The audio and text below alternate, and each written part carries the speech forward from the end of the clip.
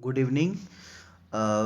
एक बार फिर से आप सभी का स्वागत है। अभी जो हम लोग क्लास चला रहे थे वो ग्राम गीत का मर्म था और इस चैप्टर के कुछ क्वेश्चंस आंसर्स हम लोगों ने डिस्कशन कर लिया है, लगभग आधे से ज़्यादा। और जो कुछ बचा हुआ क्वेश्चन है उसका डिस्कशन हम अभी इस क्लास में कर लेते हैं। जो चैप्टर का नाम है वो ये है ग्राम गीत का मर्म।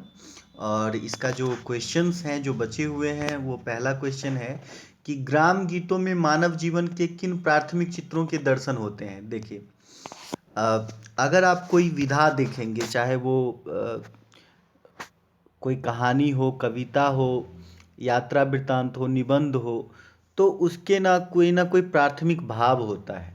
ठीक है, प्राथमिक चित्र होता है, एक उसका एक थीम होता है, एक बेसिक उसका जड़ होता है। तो ग्राम गीतों में मानव जीवन के उन प्राथमिक चित्रों के दर्शन होते हैं जिनमें मनुष्य साधारणतः अपनी लालसा, वासना, प्रेम, घृणा, उल्लास, विषाद को समाज की मान्य धारणाओं से ऊपर नहीं उठा सका है और अपनी हृदयगत भावनाओं को प्रकट करने में उसने कृत्रिम शिष्टाचार का प्रतिबंध भी नहीं माना। देखिए, अब इसमें क्या बात कह दिया, ये भावनाओं की बात है। किसकी बात है? भावनाओं की। कौन कौन? लालसा, वासना, प्रेम, घृणा, उल्लास, विषाद, ये सब आपके द्वारा रिप्रेजेंट मतलब व्यक्त करने वाली भावनाएं हैं जिसे आप व्यक्त करते हैं। समाज में एक शिष्टाचार है। क्या शिष्टाचार है? कि अगर आपके मन में कुछ भावनाएं हो तो आप उसे दबा लें। ठीक है, हम लोग को भूख भी लगा रहता है और सामने कोई आपके यहाँ मेहमान आ जाए तो आप अपने भूख को मार के उस व्यक्ति का स्वागत पर बड़े ही आदर भाव से करते हैं। यह एक रिवाज है, एक तरीका है जो हम लोग सालों से निभाते आए हैं। यह हमारे समाज की मान्यताएं हैं।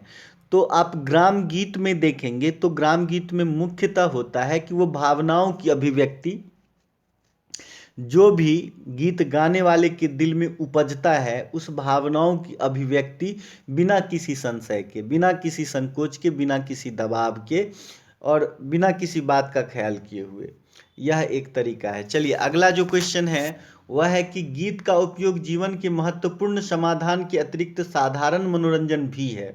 निबंधकार ने ऐसा क्यों कहा है? देखिए, अभी जो गीत है जिसका जो चलन है हमारे समाज में, या जो भी गीत होता है उसका मुख्य और प्रधान जो उद्देश्य होता है वह होता है मनोरंजन। ठीक है, तो मनोरंजन ही उसका प्राथमिक उद्देश्य है। लेकिन पहले जो गीतों का मुख्य उद्देश्य हुआ करता था वह मनोरंजन नहीं होता था, वह होता था, क्या कहते हैं, महत्वपूर्ण जो समाधान है, जो आपका काम है उसके साथ में अगर मनोरंजन हो जाए तो अच्छी बात है। तो देखिए, मनोरंजन के विविध रूप और विधियां हैं।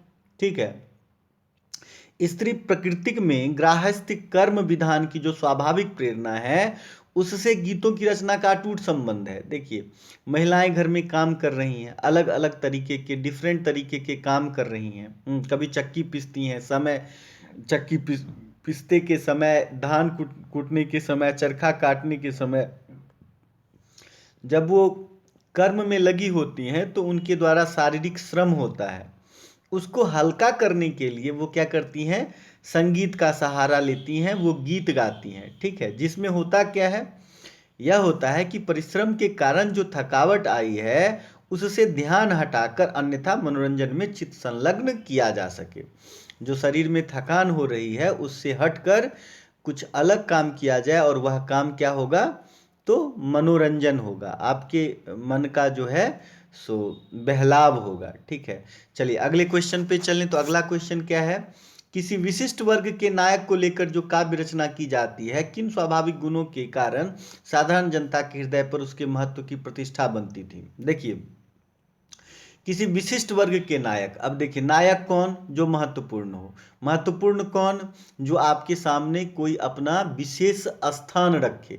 विशेष स्थान कौन रखेगा? जैसे कोई राजा हो गया, रानी हो गया, ठीक है, कोई राजकुमार हो गया, कोई विशेष व्यक्ति हो गया जो सामान्य लोगों से ऊपर उठ चुका है।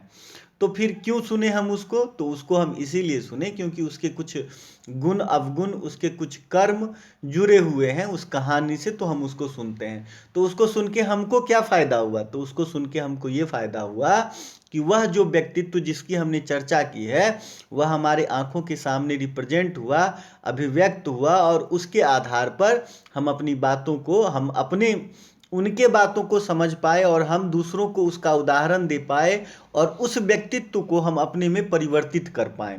तो यह उद्देश्य होता है। तो देखिए, ये जो आंसर एक आदर्श आंसर हो सकता है वह यह है कि राजा रानी, राजकुमार या ऐसे ही समाज के किसी विशिष्ट वर्ग के नायक को लेकर काव्य रचना की जो प्रणाली बहुत प्राचीन काल से चली आ रही थी और जिसका संस्कृत साहित्य में विशेष महत्व था, उसका प्रधान कारण यह था कि वैसे विशिष्ट व्यक्तियों के लिए साधारण जनता के हृदय पर उनके महत्व की प्रतिष्ठा बनी हुई थी। उनके हृदय पे क्या था? उनका आदर था, सम्मान था, ठीक है। उसमें जो है धीरोदात्त, दक्षता, तेजस्विता हो गया, रूढ़वंशता, वाग्मिता आदि गुण जो थे वो स्वाभाविक माने जाते थे और उसको जो थे लोग क्या करते थे? समाज के सामने रखते थे और उसे अडेप्ट किया जाता था, उसे अपने गुणों में संग्रहित किया जाता था। चलिए अगले क्वेश्चन पे चलें। तो अगला क्वेश्चन है कि ग्राम गीत की कौन सी प्रवृत्ति अब काव्य गीत में चलने लगी है?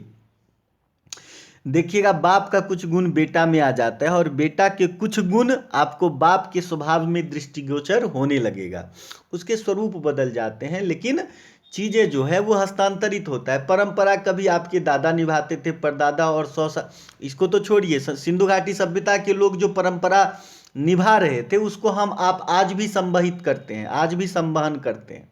उस समय भी खेती होती थी, उस समय भी जो मनोरंजन के साधन थे, उस समय के जो लोग उन्नत थे, जो नगर व्यवस्था थी, संभवतः हम लोग उतना है भी नहीं। बहुत कुछ को हम लोगों ने कॉपी किया है, कुछ बदलाव आया है और हमारे समाज बहुत ही संपन्न, बहुत ही बुद्धिमान और विश्व को प्रतिनिधित्व देने वाले लोगों में से एक थे। तो अब ये बात हमने क्यों कहा? तो देखिए, विधा दो कौन सी? ग्राम गीत, बहुत पौराणिक पुरानी बात है, ठीक है। और अब की जो गीतें हैं वो काव्य गीत है, यह एक परंपरा है जो अभी चल पड़ी है। तो काव्य गीतों में ग्राम गीत के कौन से भाव देखने को मिलते हैं, उसका कौन सा रूप देखने को मिलता है, क्वेश्चन यह पूछ रहा है आपसे। तो इसका जो आदर्श आंसर होगा वह यह है कि बच्चे अब भी राजा रानी, राक्षस, भूत, जानवर आदि की कहानियां सुनने को ज्यादा उत्कंठित रहते हैं।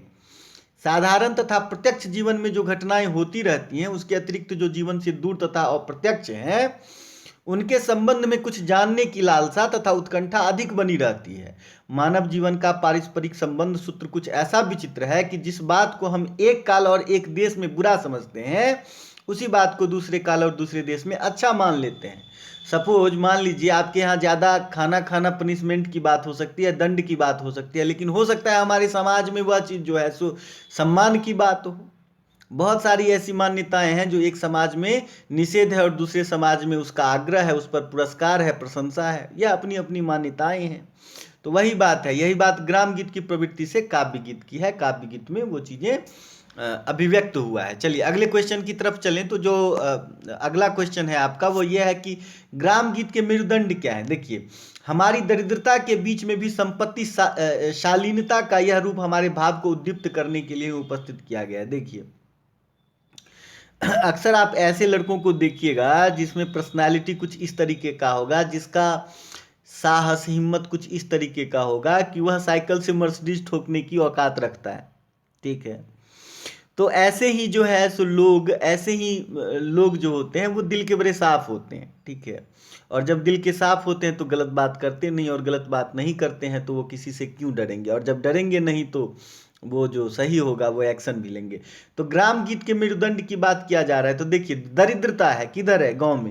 गांव में संपन्नता नहीं होता है, यह बात आप मानते हैं, लेकिन संपत्तिशालीनता का यह रूप हमारे भाव को उद्दीप्त करने के लिए उपस्थित किया गया है। उसमें भी क्या होता है? उसमें भी संपत्तिशालीनता का भाव आना, वह आपको क्या करेगा? उत्तेजित करेगा। ऐसे वर्णन कला गीत में चाहे विशेष महत्व प्राप्त न करें, किंतु ग्राम गीत के वे मेरुदंड समझे जाते हैं, ठीक है।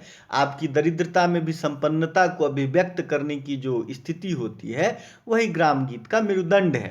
अगला क्वेश्चन की ओर बढ़ें तो अगला क्वेश्चन है, प्रेम दशा जितनी व्यापक विधायनी होती है जीवन में उतनी और कोई स्थिति नहीं प्रेम के इस स्वरूप पर विचार करें तथा आशय स्पष्ट करें। देखिए आप खुद देखेंगे, भावनाएं बहुत हैं, क्रोध का, भूख का, ठीक है, क्षुधा का, ये हो गया ईर्ष्या का, प्रेम का, विभिन्न विभिन्न भावनाएं। आप देखिएगा कि प्रेम का जो भावना होता है वह विशेष प्रबल होता है। मतलब ये देखिए, पहले तो ये पंक्ति लिया गया है, तो प्रस्तुत पंक्तियां लक्ष्मी नारायण सुधांशु द्वारा लिखित गया ग्राम गीत के मर्म शीर्षक से उद्धृत की गई।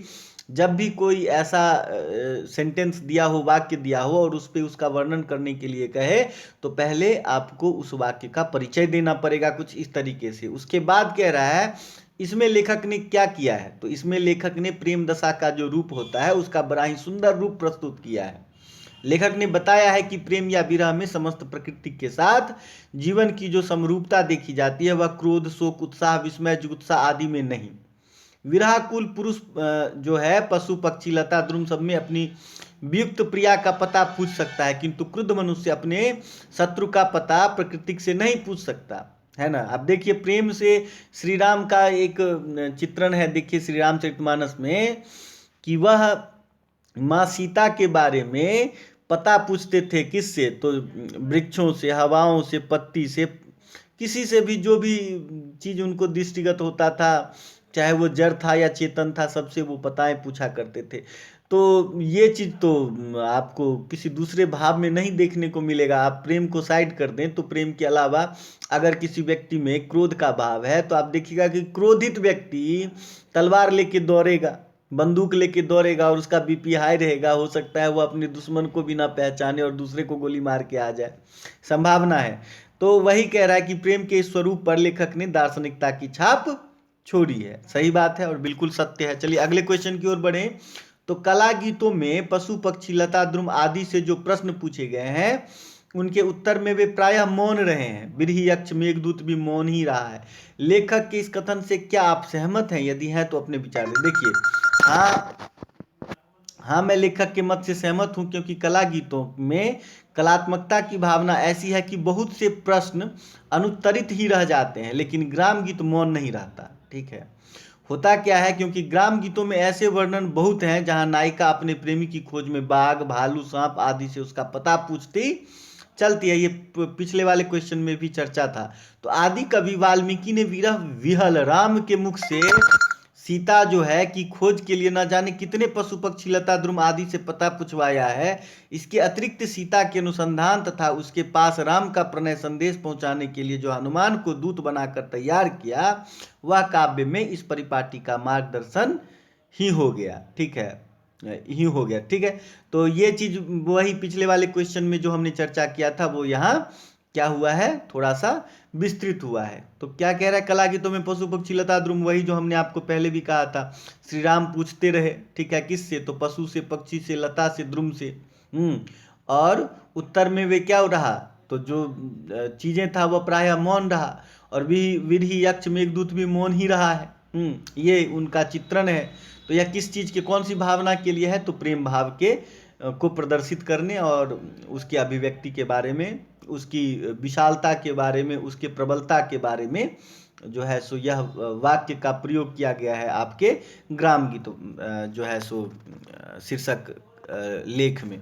अब अगला जो है क्वेश्चन है वह यह है कि ग्राम गीत का मर्म निबंध के इस शीर्षक में लेखक ने मर्म शब्द का प्रयोग क्यों किया है, विचार कीजिए। देखिए, मर्म एक जो है सो वर्ड है जो आपको समझिए कि निगेटिव वर्ड है, या इसको कैसा आप कहें कि दर्द को व्याख्या करने वाला चीज है। तो दर्द को व्यक्त करेगा मर्म, मतलब या तो गहराई को व्यक्त करेगा। तो प्रस्तुत निबंध में लेखक ने ग्राम गीत के मर्म का उद्घाटन करते हुए काव्य और जीवन में उसके महत्व का निरूपण किया है। किसमें किया है निरूपण मर्म का, तो काव्य और जीवन में। ग्राम गीत का उद्भव और उसकी प्रवृत्ति का अनुसंधान करते हुए उन्होंने प्रतिपादित किया है कि जीवन की शुद्धता और गांवों की सरलता का जितना मार्मिक वर्णन ग्राम गीतों में मिलता है उतना परवर्ती कला गीतों में नहीं मिलता। आप देखिएगा ग्राम गीत, तो ग्राम गीत जो है वो किसकी व्याख्या करता है, तो गांव का व्याख्या करता है। गांव के बारे में, उसकी जीवंतता के बारे में उसका चित्रण प्रस्तुत करता है। और उसका उपयोगिता कहाँ है, तो गांव के लिए ही है। तो इसीलिए तो गीत के आगे ग्राम लगा हुआ है। तो अगर वो गांव का नहीं होता, गांव के बारे में नहीं व्यक्त करता, तो फिर वो ग्राम क्यों लगा होता। और मर्म मतलब क्या, उसकी जो है सो उसकी स्थिति, उसका जो भावनात्मक जो गहराई है, उसको समझाने के लिए मर्म शब्द का प्रयोग किया गया है। ठीक है, यह चीज़ आपको जो जितना चित्रण गांव के स्थिति का ग्राम गीत कर लेगा, वो कोई और अन्य गीतों में वो ताकत है भी नहीं और वो कर भी नहीं पाएगा। तो ये एक आदर्श आंसर था। और चलिए, बहुत बहुत धन्यवाद। इसके साथ ही जो है सो आपका ये तीसरा नंबर का जो चैप्टर था क्लास 9 हिंदी का बिहार बोर्ड का जो बुक है, उसका ये ग्राम गीत का मर्म, ये चैप्टर ख़त्म हुआ। अगले दिन हम फिर नए जो अगला जो भी है आपका चैप्टर, उसके साथ मैं आऊँगा प्रश्नोत्तरी के साथ, उसका व्याख्या के साथ। और एक कोशिश रहेगी कि हम बढ़िया से आप लोगों का कम से कम हिंदी अभी कुछ दिनों में कंप्लीट करा दें। आगे फिर देखा जाएगा, आगे दूसरे बुक्स को भी स्टार्ट करेंगे। बहुत बहुत धन्यवाद, मिलते हैं अगले वीडियोज़ में। Thank you.